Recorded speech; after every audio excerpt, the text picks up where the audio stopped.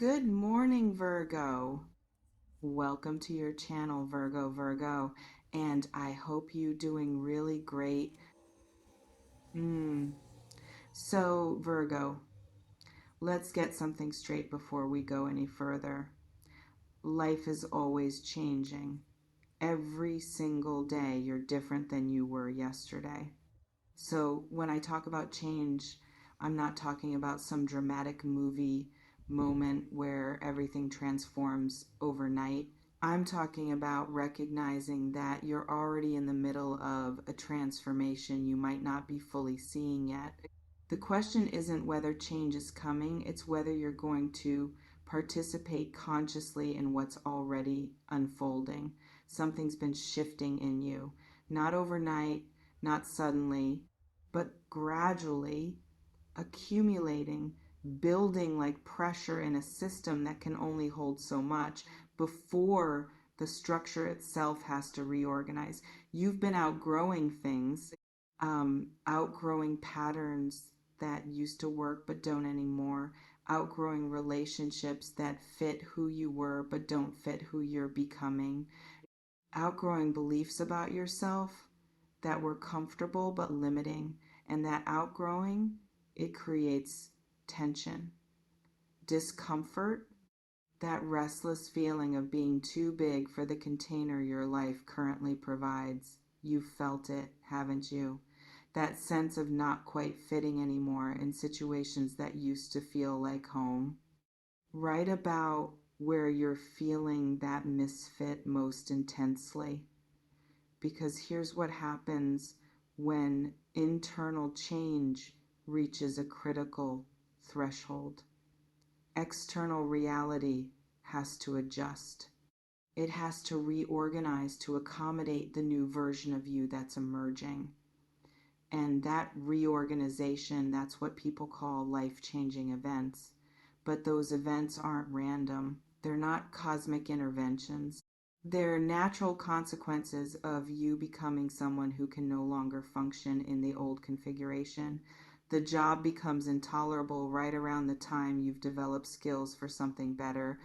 The relationship ends right around the time you've become someone who needs different dynamics. The living situation becomes impossible right around the time you're ready for different environment. It looks like external circumstances are changing you, but really you've already changed internally, and external reality is just catching up. Does that distinction make sense? Can you see the change you've already undergone that's now demanding external expression? Think about who you were 6 months ago versus who you are now.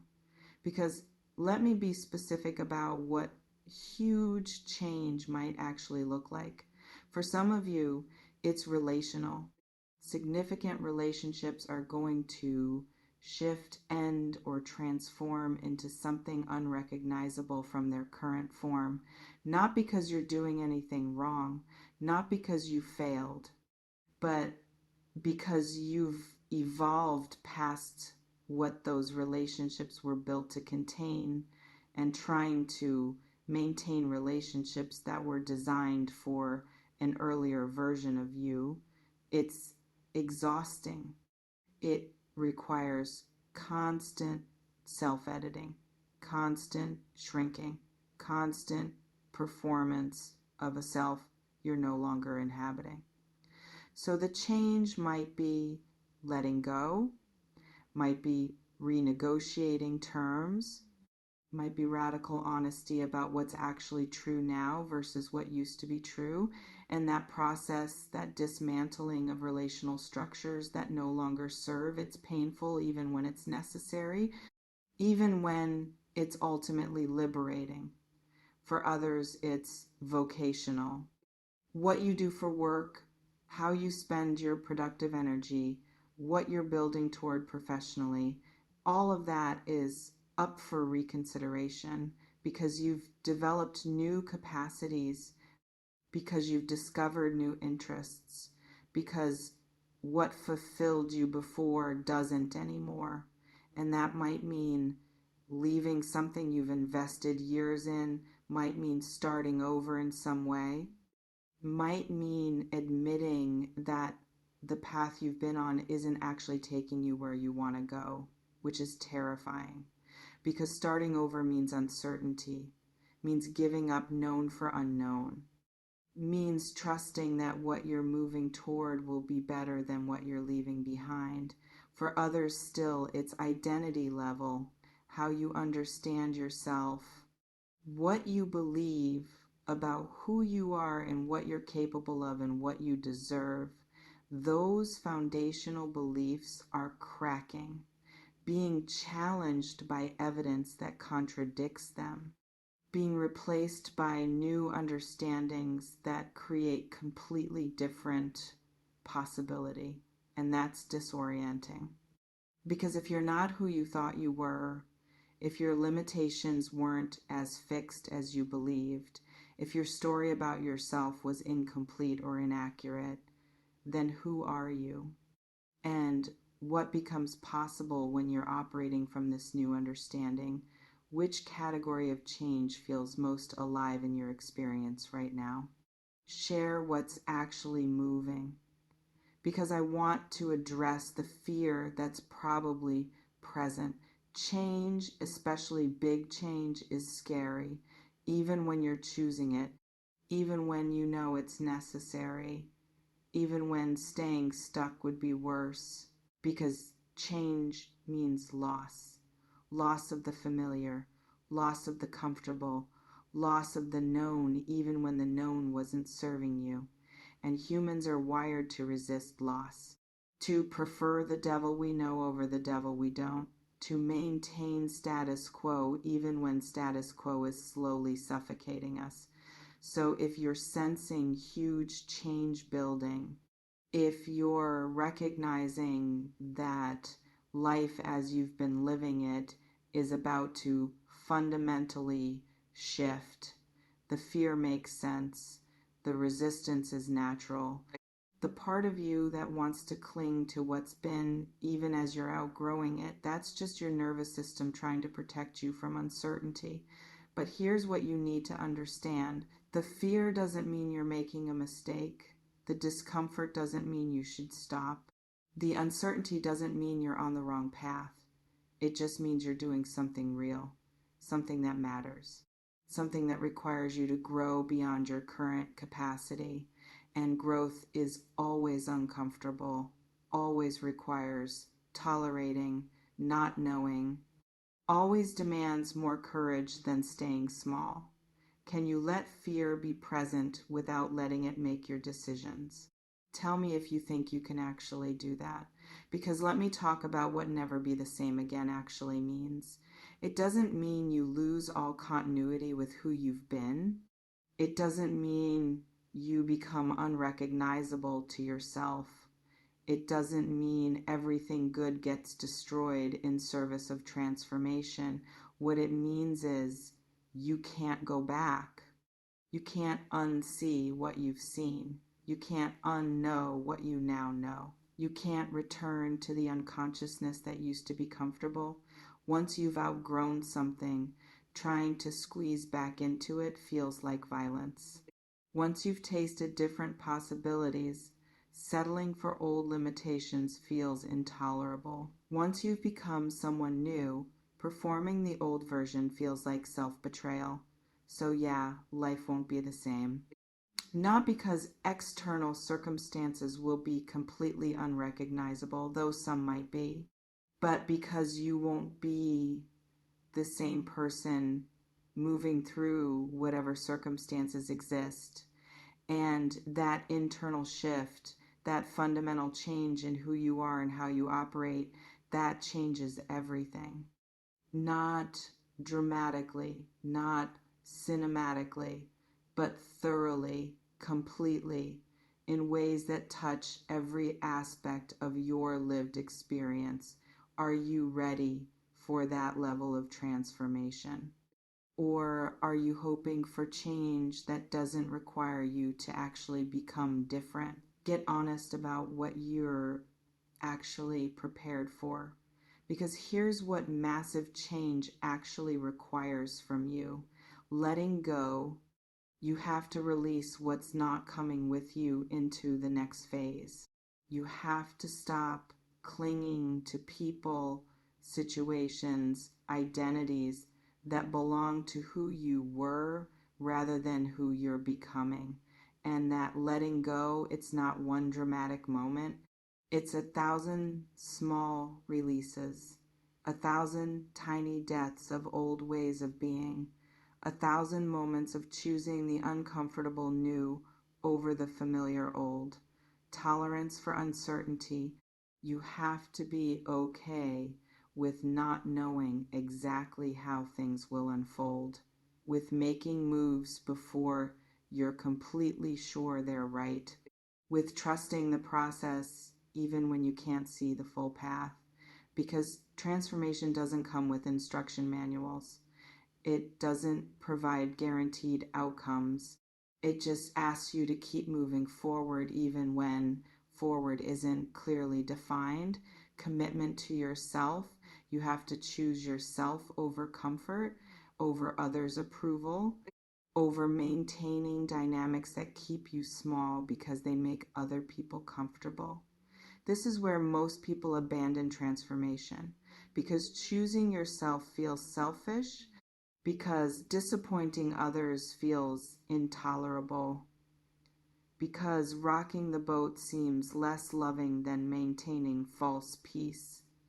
But real transformation requires selfishness in the best sense, requires you to prioritize your becoming over others' comfort with who you've been. Which of these feels hardest for you? Name the one that makes you want to quit. Because I also want to talk about what happens during transitions.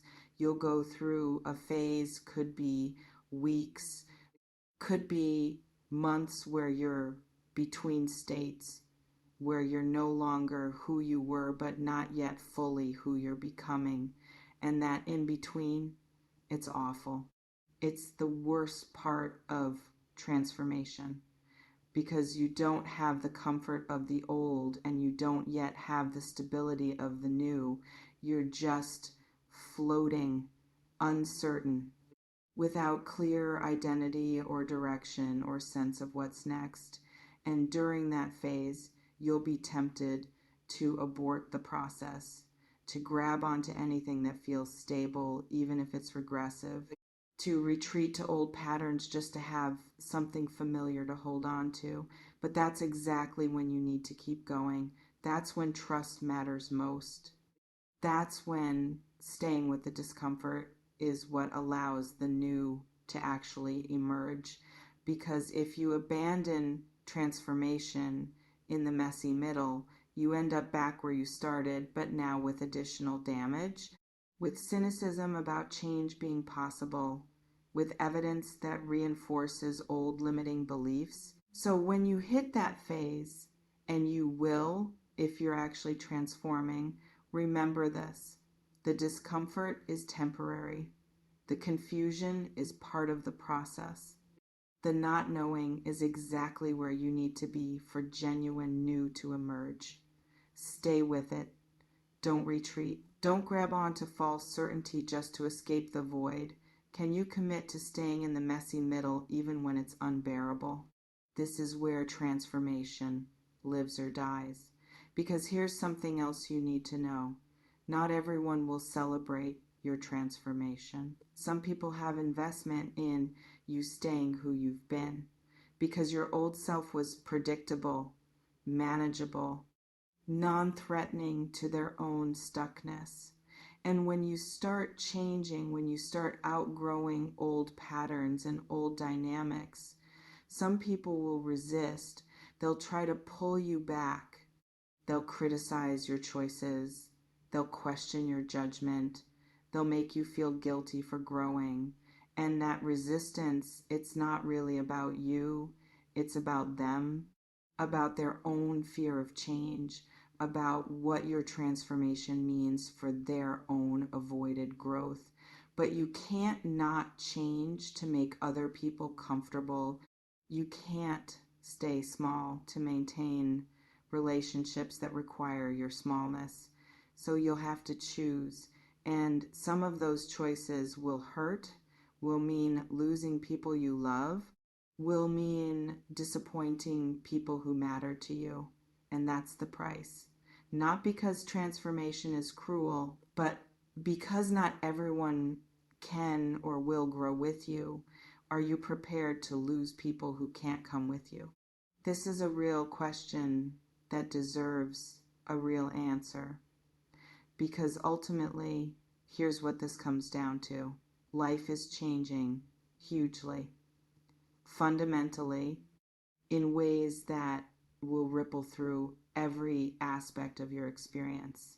Not because some external event is coming to disrupt everything, but because you're becoming someone who can no longer inhabit the life you've been living, and you have a choice. You can resist it, fight it, try to maintain what's been, even as you're outgrowing it. Or you can work with it, participate consciously, let the old fall away so the new can emerge. Both paths are hard, but only one actually takes you somewhere different. Resisting is hard because you're fighting against your own becoming. You're trying to hold together something that wants to reorganize. You're maintaining structures that no longer serve at great cost to your vitality. Allowing is hard because it requires trust, because it means letting go before knowing what you're receiving, because it demands courage to step into unknown. But at least the second kind of hard is moving you somewhere. At least that difficulty is productive. At least that pain has purpose. So which hard are you choosing? The hard of resisting your own evolution, or the hard of participating in it? One keeps you stuck, the other transforms you.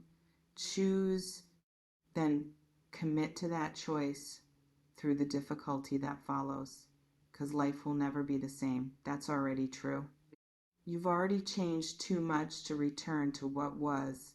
The only question is whether you'll let your external life catch up to your internal transformation, or whether you'll keep trying to squeeze new you into old containers. One path leads to authentic life, the other leads to slow suffocation. You know which one calls you. You've known for a while. Now act like you know. I don't sell futures. I build architects. No predictions, just the raw truth for the tough ones. Stay magic. Stay in the now.